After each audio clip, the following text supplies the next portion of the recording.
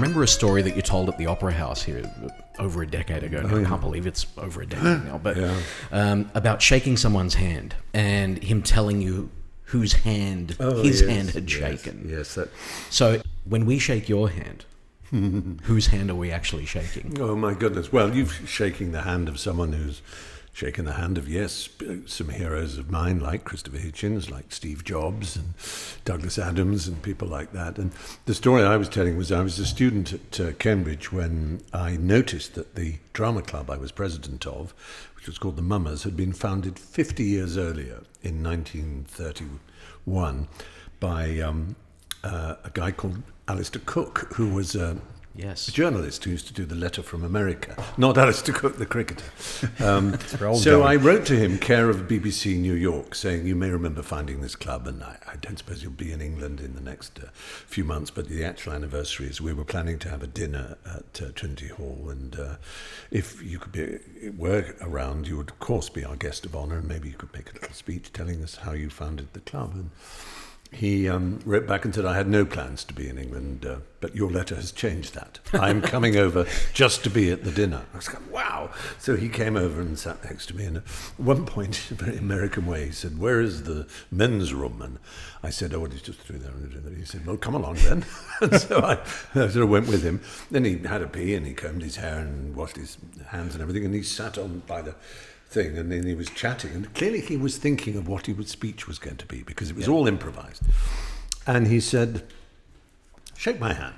And I shook his hand, and he said, this hand shook the hand of Bertrand Russell, the great mathematician and philosopher. And I thought, wow, I've shaken that. And he said, oh no, it goes better.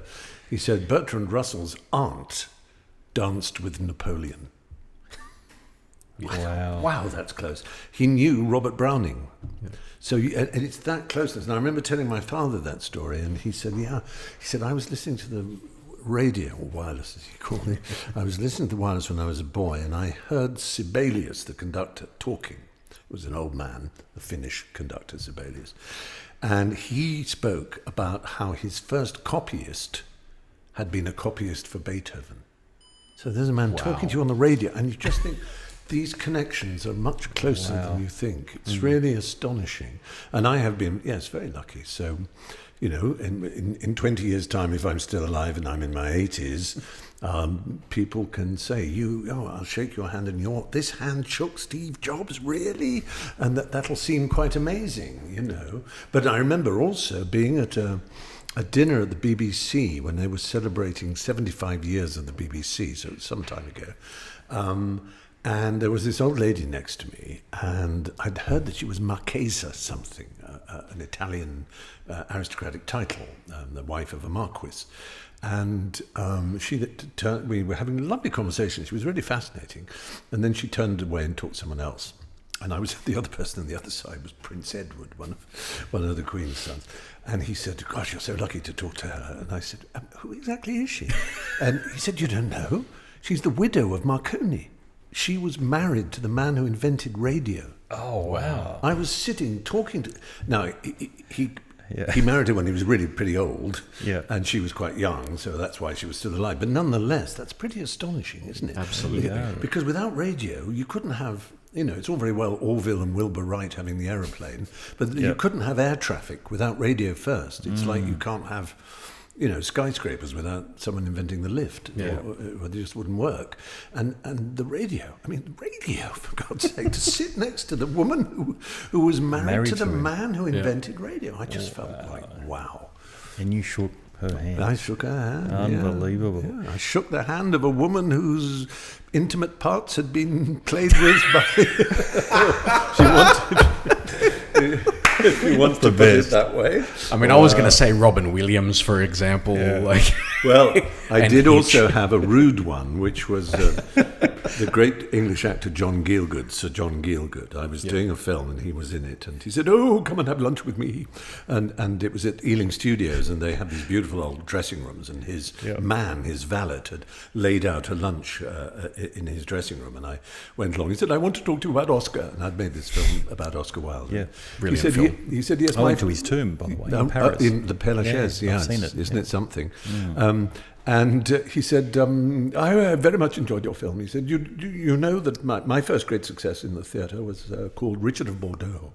It was a great success. And the producer said to me, you can do anything you want afterwards. This was in 1920, whatever it was. I said, I want to do The Importance of Being Earnest. Now, Oscar Wilde had died in 1900, and no one had done his plays in the West End since the scandal that had ruined his life. But because Gielgud was the coming star, they said he could do it. And he said, well, my dresser on Richard of Bordeaux said, what are we doing next, Mr. Gielgud? And I said, we're going to do The Importance of Being Earnest. And he said, I had her. I said, I beg your pardon? He said, yes. He said, Oscar, I knew Oscar. He liked to be blown. I blew Oscar.